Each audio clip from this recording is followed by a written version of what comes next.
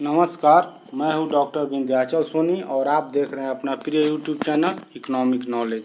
आज मैं आपके समक्ष अर्थशास्त्र विषय से 50 प्रश्नों को चुन कर लाया हूं। ये प्रश्न सभी तरह के प्रतियोगी परीक्षाओं के लिए बहुत ही महत्वपूर्ण और उपयोगी हैं। ये प्रश्न बार बार पूछे जाते हैं। ये VVI टाइप्स के प्रश्न हैं और ऑब्जेक्टिव्स हैं। अतः आप मेरे वीडियो को अंत तक देखिए और इससे अधिक लाभ उठाइए। ये प्रश्न बहुत ही महत्वपूर्ण है। चलिए हम लोग पहला प्रश्न लेते हैं। 1930 के दशक में आर्थिक मंदी कहाँ से शुरू हुई, या तीसा की मंदी कहाँ से शुरू हुई? संयुक्त राज्य अमेरिका से। भारत में किस उद्योग में सबसे अधिक कामगार कार्यरत हैं? वस्त्र उद्योग में। शून्य आधार वाला बजट सर्वप्रथम किस देश में लागू हुआ था? संयुक्त राज्य अमेरिका में 1962 ईस्वी में। इसको पीटर एंड पायर ने इसका कंसेप्ट दिया था शून्य आधार वाला बजट का। भारत में इसको 1983 ईस्वी में लागू किया गया। भारत में विदेशी मुद्रा का क्रय विक्रय कौन नियंत्रित करता है? विदेशी मुद्रा का क्रय विक्रय भारतीय रिजर्व बैंक। देश में सर्वप्रथम क्षेत्रीय ग्रामीण बैंक की स्थापना कब की गई? 2 अक्टूबर 1975 ईस्वी को। वर्तमान में अभी 56 बैंक कार्यरत हैं क्षेत्रीय ग्रामीण बैंक भारत में। सिक्किम और गोवा में कोई भी क्षेत्रीय ग्रामीण बैंक नहीं है और सारे राज्यों में है। भारत में सबसे अधिक बचत या संचय किस क्षेत्र में किया जाता है? पारिवारिक क्षेत्र या घरेलू क्षेत्र में। भारत का विदेशी व्यापार समुद्री मार्ग से कितने प्रतिशत होता है? 90%। सबसे अधिक विदेशी व्यापार समुद्री मार्ग से किया जाता है। भारत में नई आर्थिक नीति ने को कब अपनाया गया? 24 जुलाई 1991 ईस्वी को। व्यापार के लिए भारत आने वाले प्रथम यूरोपियन कौन थे? पुर्तगाली थे। बंद अर्थव्यवस्था किसे कहते हैं? वह अर्थव्यवस्था जिसमें आयात निर्यात नहीं किया जाता, नहीं होता। मानव विकास सूचकांक ह्यूमन डेवलपमेंट इंडेक्स HDI किसके द्वारा बनाया गया? महबूब उल हक पाकिस्तानी थे, इनके द्वारा 1990 ईस्वी में। इसको UNDP के अंतर्गत बनाया गया, संयुक्त राष्ट्र विकास कार्यक्रम के अंतर्गत। आयात और निर्यात पर लगने वाले कर टैक्स का क्या नाम है? सीमा शुल्क। अगला प्रश्न है, भारत में सुरक्षा प्रेस द्वारा मुद्रा नोट की प्रिंटिंग के लिए आवश्यक विशेष कागज कहाँ उत्पादित किया जाता है? होशंगाबाद में। ध्यान रहे कि नोट की छपाई जो होती है वो होता है देवास में और कागज का उत्पादन इसके लिए किया जाता है होशंगाबाद में। आर्थिक शोषण का सिद्धांत के प्रतिपादक कौन है? दादा भाई नौरोजी। मुद्रास्फीति से किसको लाभ होता है? कर्ज लेने वाले को, ऋणी को मुद्रास्फीति से सर्वाधिक लाभ होता है और हानि होगा कर्ज देने वाले को। छिपी प्रच्छन्न या अदृश्य बेरोजगारी किसे कहते हैं? तो श्रम की सीमांत उत्पादकता शून्य होना छिपी बेरोजगारी कहलाता है। भारत में सामुदायिक विकास कार्यक्रम कब प्रारंभ किया गया? 2 अक्टूबर 1952 ईस्वी को, प्रथम पंचवर्षीय योजना में।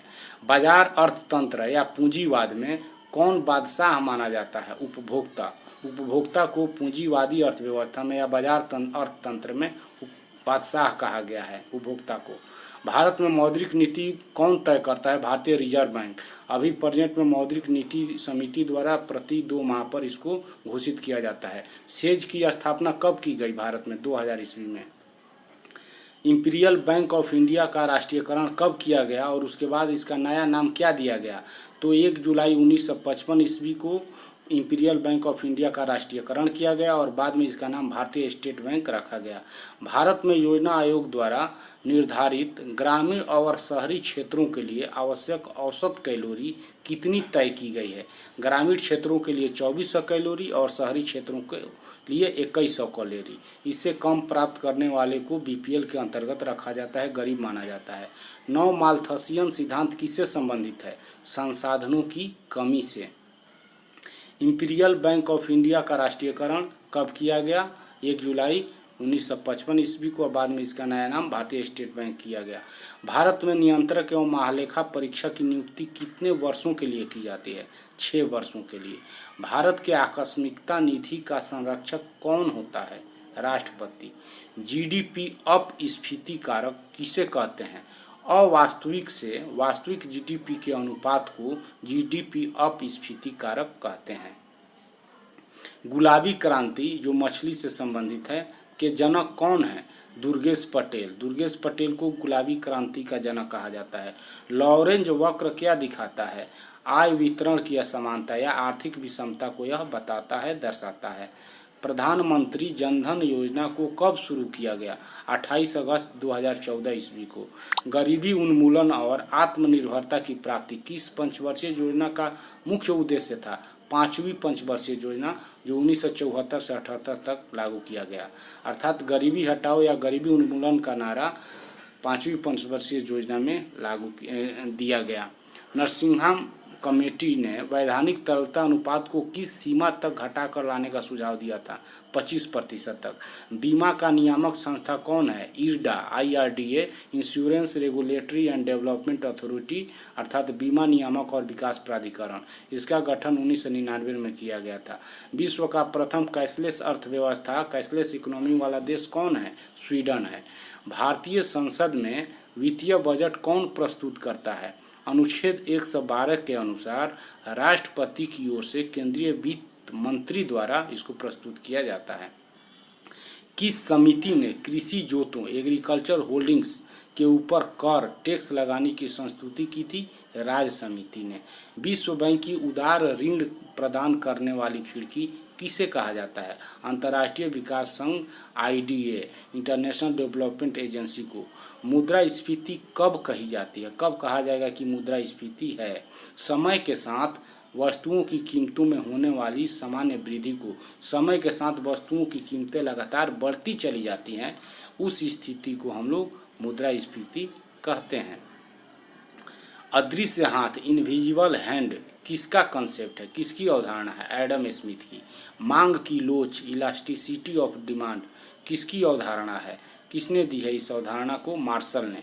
अर्थशास्त्र में नोबेल पुरस्कार पाने वाले प्रथम भारतीय व्यक्ति कौन है? अमर्त्य सेन है।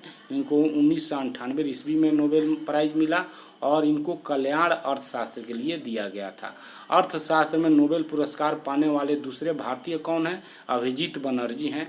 इनको 2019 में यह पुरस्कार मिला। इन्हें वैश्विक स्तर पर गरीबी उन्मूलन के लिए किए जाने वाले प्रयासों के लिए दिया गया। उपयोगिता का क्या अर्थ होता है? तो वह किसी वस्तु में आवश्यकता पूर्ति की जो क्षमता होती है या उसमें आवश्यकता को संतुष्ट करने की जो क्षमता होती है, उसको हम उस वस्तु की उपयोगिता कहते हैं। सीमांत उपयोगिता का क्या अर्थ होता है? तो इसका अर्थ है कि अंतिम इकाई से प्राप्त उपयोगिता। सीमांत उपयोगिता जब शून्य होती है तब कुल उपयोगिता अधिकतम होती है। जब सीमांत उपयोगिता ऋणात्मक होती है तब कुल उपयोगिता घटती है।